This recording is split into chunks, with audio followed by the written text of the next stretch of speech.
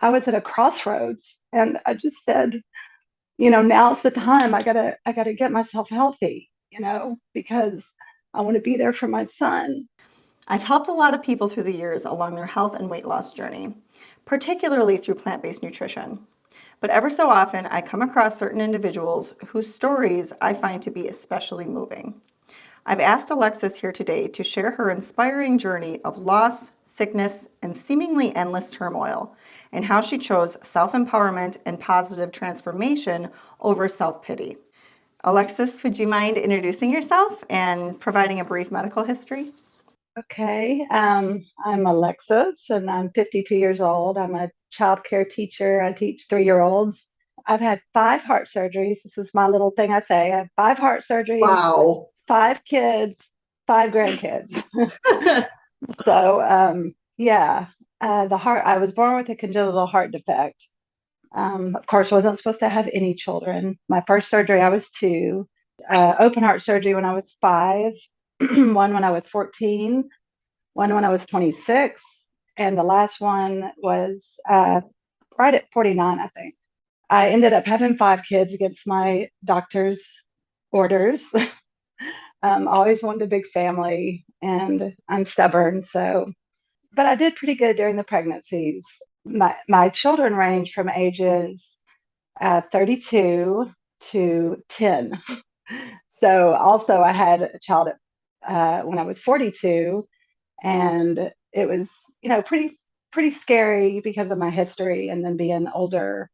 But that went fine. Also, I've always said I know my body.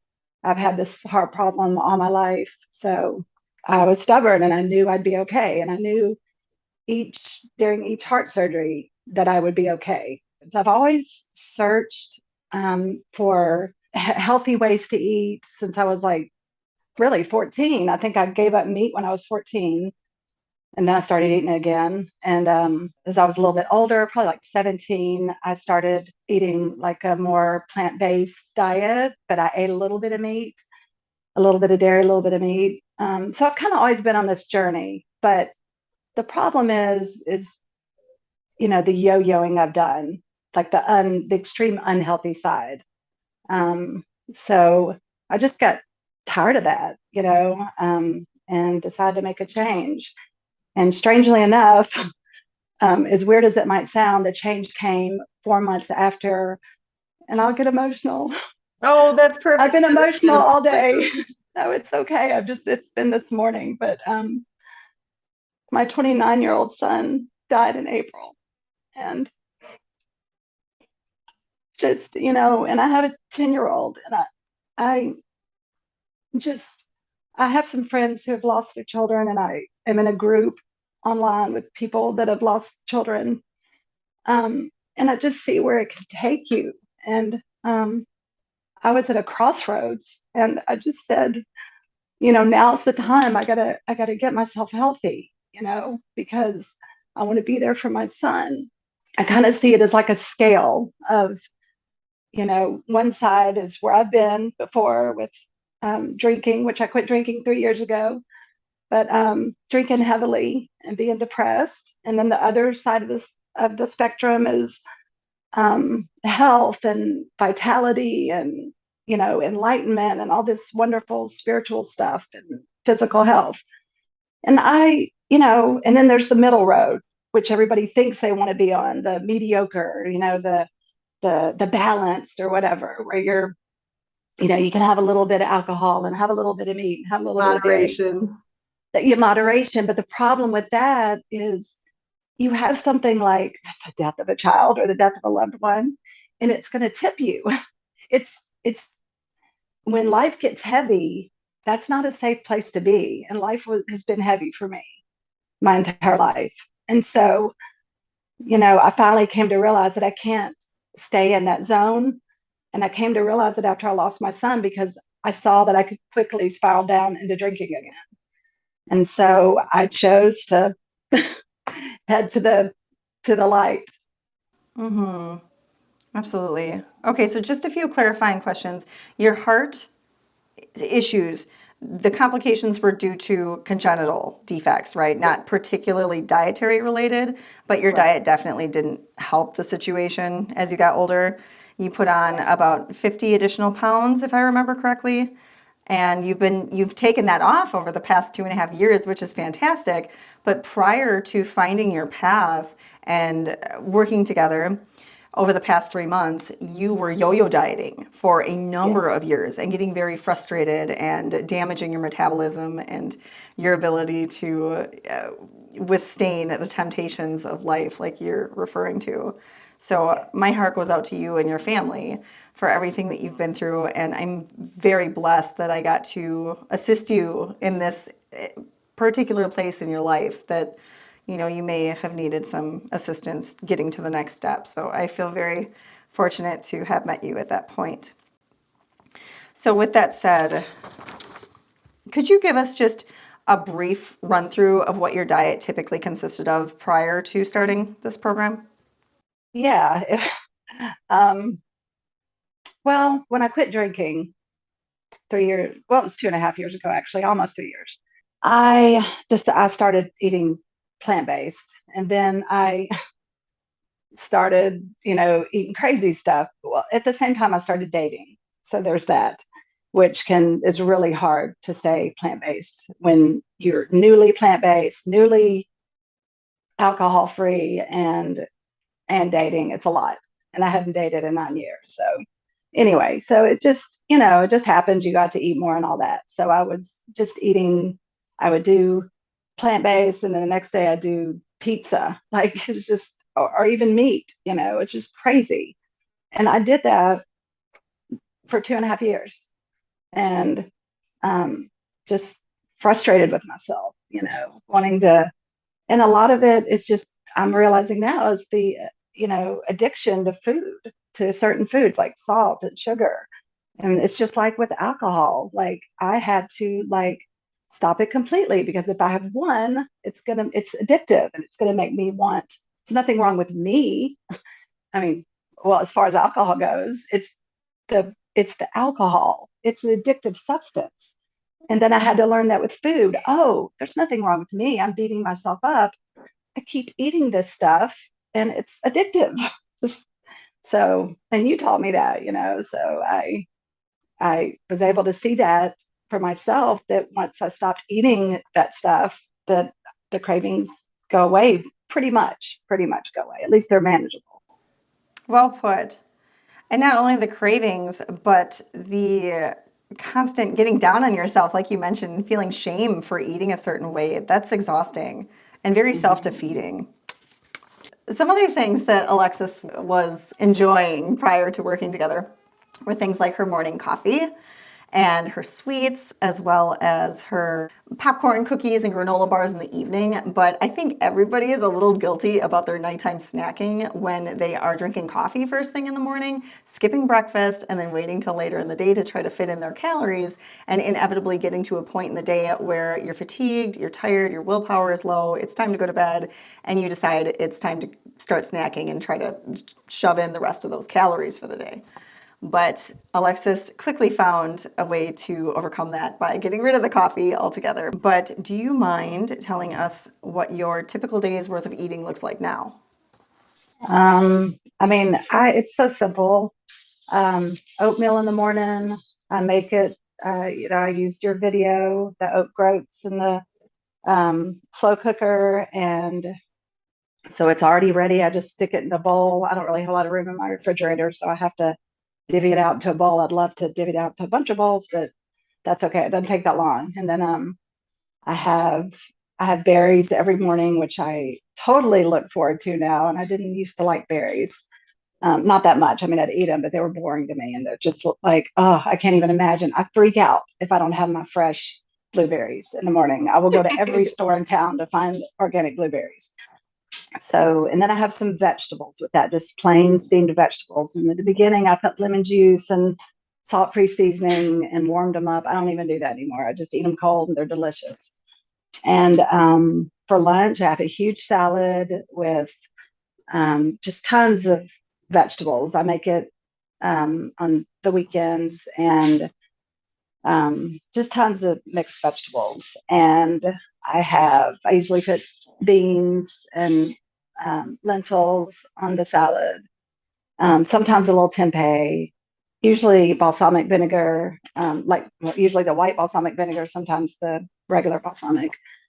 And for dinner, and I eat this all by usually by 3 at the latest 4 o'clock. For dinner, it's so far it's just been soup. I love soup. It's just so easy and so filling to have some kind of soup. So it'll be chili or some kind of veggie soup with lots of beans and grains. And did you notice there was no coffee in that list of foods for the day? Now you Yes, my enjoy your sparkling water with some lime in it is my treat at night, or some herbal tea, and it's perfectly satisfying. Like it's so everything is delicious, everything is satisfying. My taste has completely changed. I remember you telling me, "Oh, wait till you start enjoying like how the raw vegetables and how delicious they can be." And this morning I was munching on some raw cauliflower, and I was like, "Oh God, this is so good." I was like, "Oh, she was right." You know It's so why? yummy. Nobody believes me. Not only does your taste sensitize from not eating these adulterated foods with the salt, oil, and sugar, but you actually start to get hungry in the morning when you're not eating late at night. So by the time your fast is over, you're ready to break that fast with anything, including raw vegetables. So that's by far my favorite thing to eat in the morning for anybody who watches my channel. I'm sure you're fully aware of that. I love my broccoli, my cauliflower, carrots, zucchini, anything and everything tastes delicious when you haven't eaten in 16 hours or 18 hours for that matter. Oh, I also wanted to mention that you no longer feel hungry all day. I think that's such a big piece because when people are eating those highly palatable foods, they find that they are always hungry. How obnoxious is it to be eating all the time and never feel satiated and just watching your scale go up and up and up and acquiring more and more dietary related illnesses? Nobody wants to live like that and nobody should have to. So when you told me very soon on your journey that I no longer feel hungry all the time anymore, that was so satisfying to know that you had gotten over that hump and you were no longer dealing with that. But there are also many days where you get finished with your breakfast and lunch and don't even feel the need for dinner, or maybe just a small dinner on occasion. So I thought that was really interesting. I find that most of the people I work with tend to shift in that direction by the time our 3-month program is over with. So, how are your cravings for processed or animal foods now compared to the initial weeks on the program? Well, I don't really have any cravings. I mean, the whole coffee thing is just amazing to me. I can't even believe that I don't crave coffee or want coffee. Even the smell of coffee does nothing except just, oh, that smells nice, but I don't have cravings for it. I don't have cravings for processed food. I had a couple of times where bread looked really good. I was out to eat with friends, and that's it. I mean, I don't. It's just one of those things, like an association thing now. It's not something I think about if it's not right in front of me. I don't crave anything. I'm perfectly satisfied. Yeah, you mentioned that by the second week on the program, your cravings were so manageable that you were using cantaloupe at work, and work was a huge trigger point for you because that's where all of those hyperpalatable foods were always offered. And not only offered, but kind of pushed on Alexis, like, oh, but it's a vegan cupcake, and you want to partake in what everybody else is eating on this person's birthday. They brought in a special cake or whatever this occasion. It's very difficult to function in a work environment like that, let alone withstand from eating those foods. I'm glad you brought that up, the whole work thing, because actually at work, I don't have any cravings anymore. The 2 times that I had the bread cravings were like later in the evening when my friends were eating late and I was doing my, fast. And so I think that's why. And at work, I eat my breakfast, lunch, and dinner at work. So I'm fine, I'm full, through so I haven't had any cravings at work now that you mentioned it. That's really cool. That is really cool. Yeah. So I also had noted that you did have difficulties weaning off of the salty foods in the initial week. But Yes. following the first week, you just used spices and herbs instead. That's such a great transition. Some people are a little more sensitive and it takes a bit longer, but Alexis was lucky and she was able to get off those salty treats a little earlier. It took me a little while to like the food, if that makes sense. I went through a period where I was like, there was part of me that didn't believe that salt that I would ever get to a place that I would enjoy food without salt. And so I was a little bit irritated at first, like it's never, I'm never going to enjoy my food. It's never going to change. But it's amazing. It's unbelievable how much I love food and being able to taste food and how good it tastes. Like I had some squash the other day, just yellow squash, and I was like, oh my God, have I ever really tasted a squash before? Like, have I ever really tasted it? It was just salt before. So good. Yeah. Yeah, and Yeah. sweet corn and all sorts of foods. Yeah. We're all guilty of that to some extent, I'm sure. So you spoke on this briefly, but do you mind clarifying what your primary motivation was behind making the plant-based transition and what results you were hoping to achieve?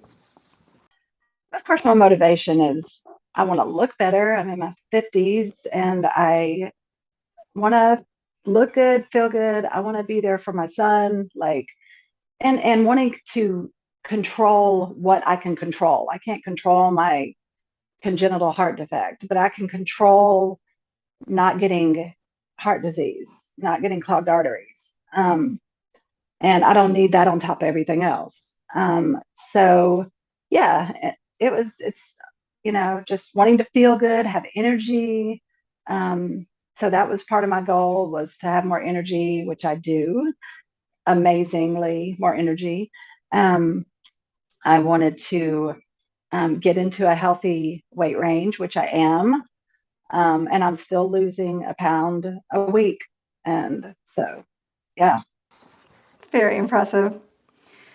Like she mentioned, she wanted to reassure herself that she wasn't increasing her risk for heart disease because she also has a family history of that.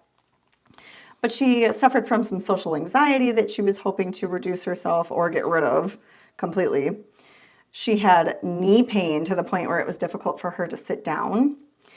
She mentioned that the passing of her son made her want to feel more resilient towards life stressors in general, but particularly towards that major stressor.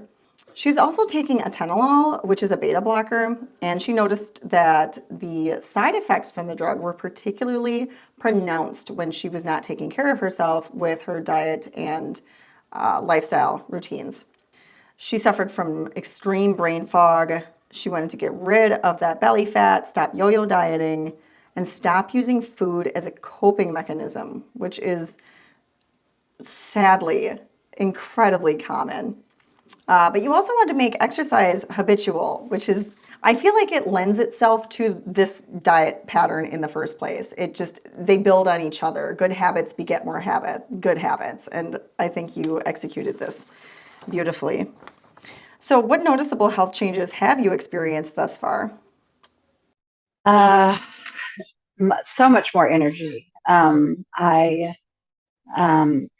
look forward to walking. Like I have on the weekends, I walk 2 or 3 miles, depending on the weather or whatever.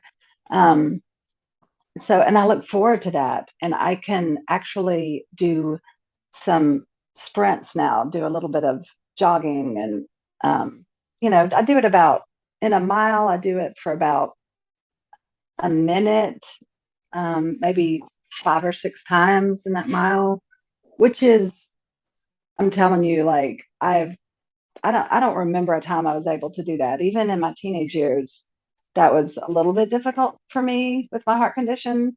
So that's a huge change is my energy level, my ability to walk upstairs. My knee pain is better. It's not 100% gone, but it's not, I only experience a little bit of discomfort when I'm doing squats in my knees. But otherwise, like I can sit in a chair. I don't plop down in a chair anymore. I actually can sit without just plopping down in the chair so that to protect my knees.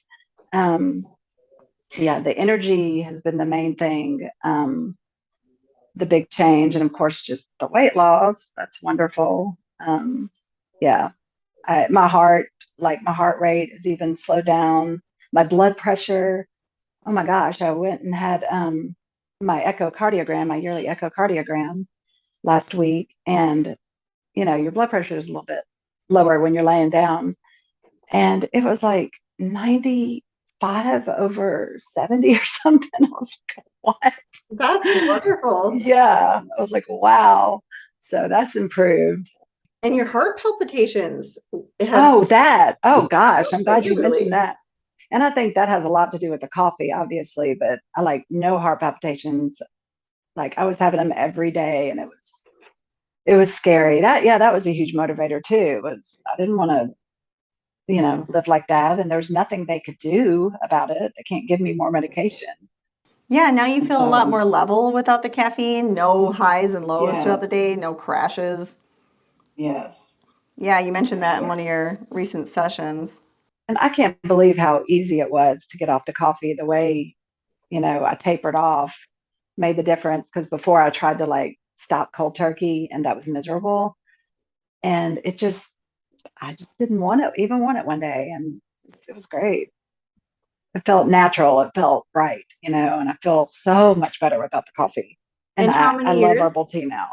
What's that? Oh, you love herbal tea. Oh, good. I'm sorry, Yeah, I I didn't mean to love herbal tea. interrupt. Yeah. I was curious how many years you were using caffeine regularly. I used to be really sensitive to it, like 20, 22 years probably. Heavy That's coffee impressive. drinker. Yeah, Yeah. absolutely. Okay, so Alexis lost 21 pounds altogether in the past 3 months alone. Prior to that, she had lost 30 pounds on her own in a little over 2 years. So, that again, this is a very impressive woman. She's now officially solidified in her healthful resolve around these dietary commitments. She has improved her stress resilience as she set out to do. She feels more calm and clear headed. I get that response from so many of the people I work with that by approximately the 4th to 6th week, suddenly they have this clarity of thought and everything just becomes so much easier to function throughout life. And whatever life throws at you, you can, take it in stride instead of reacting to everything that comes in your path. On the same note, she got rid of her brain fog. She no longer deals with the social anxiety or the fear of missing out. This is a big one for people, especially when you are a social butterfly and you have to consistently be in the public eye around food because every public event tends to revolve around food. So that was a big hurdle for her. She no longer uses food to cope. She stopped eating junk in response to stress. Now she uses things like her strumming her guitar, meditation, exercise, and her community.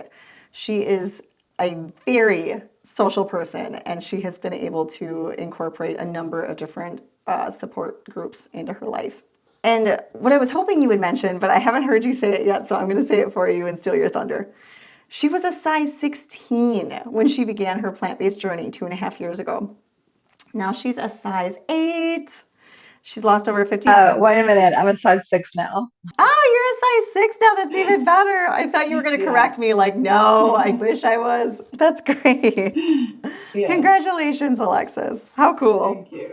Okay, so I didn't completely steal her thunder, so that's good. If you find yourself struggling with this transition or losing those excess pounds, make sure you click my link in the description box below and schedule a free 45-minute consultation with me so we can get started on your health journey. What were the major challenges taking on this transition so far?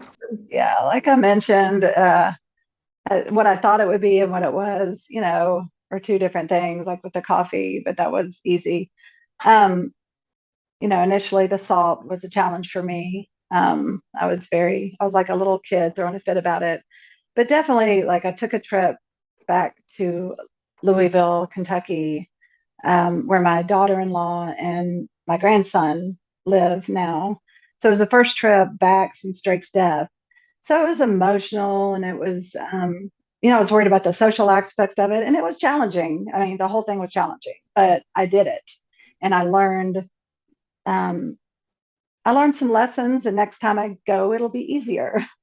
I thank goodness I had you to help me through it. And you gave me a lot of great, um, ideas, and but I don't think I brought enough food, and that was challenging. And then the other challenging situation was when I went with my fiance to his high school reunion, and it was, late. We were up late, and I'm not a night person, so that was difficult. And that's where the bread was, and I was like, oh my gosh. Um, so yeah, that was a challenge, but again, I made it through, and I think it'll be easier next time. It's just going to get easier and easier. Yeah, and your family doesn't eat this way, right? Right. I Yeah, mean, your that's a huge son, challenge. Right. Your 10-year-old does enjoy some of the foods that you eat when you cook them for him, but your husband, or your soon-to-be husband, rather, is not always as fond of those meals. so Well, he'll eat. He likes vegetables, but he prefers his own. Yeah. So it is mhm. a challenge. Yeah. Yeah, so Alexis had to learn how to adapt these meals for her and her family's preferences. Initially, when we first started working together, she was making 2 separate dinners for herself and for her family. That is not sustainable. I work with a lot of people who are doing that initially. I even worked with one person who was making 3 dinners specifically for one child in the family, and then one for the husband and the rest of the family, and then one dinner for her. I was like, whew, girl, you've got your work cut out for you. So that didn't last very long. Okay, so on the same note as these social implications, how were you able to navigate these different circumstances?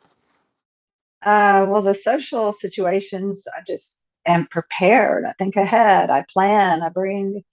It's kind of. I used a lot of the same skills I learned when I first stopped drinking. I brought my. Initially I would bring my own alcohol-free drinks, and so I did the same thing. I brought my own snacks and made sure I was full. And on the trip, I just brought ready-made food, and next time I'll bring more. And I tried to focus on the reason I was there wasn't to eat.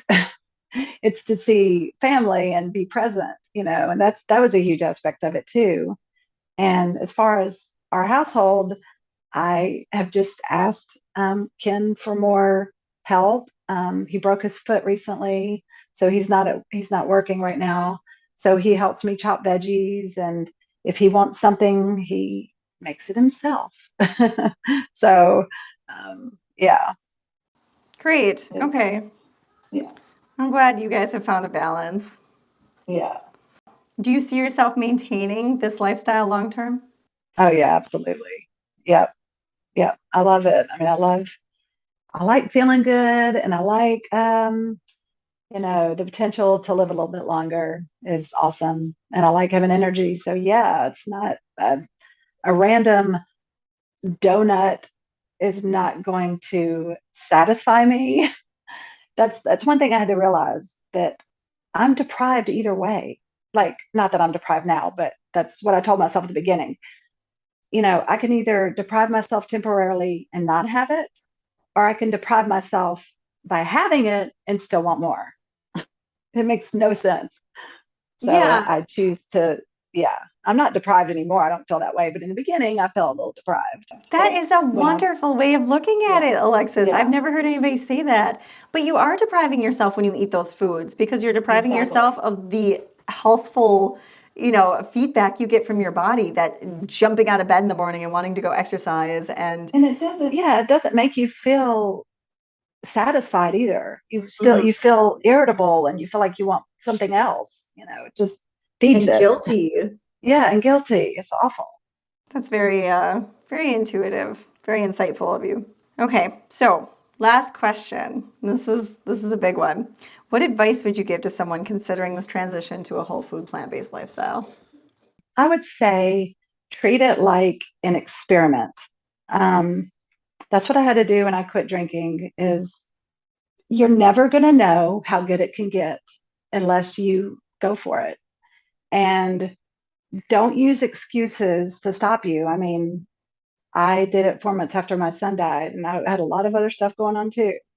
But I did it because I wanted to feel better. I didn't want to sink into depression. So, I mean, Don't let excuses get in the way. If you're feeling that pull to do it, do it. Jump in and do it. Everything else will just work out.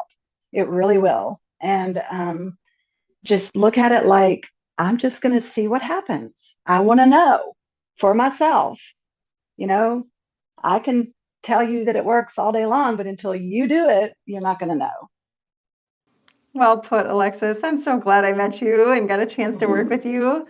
I really appreciate you taking the time out of your Sunday to share your story, your very heartfelt story with my viewers. So thank you. Well, you're awesome. You helped me so much. You're so Very welcome. grateful. It's my pleasure, 100%.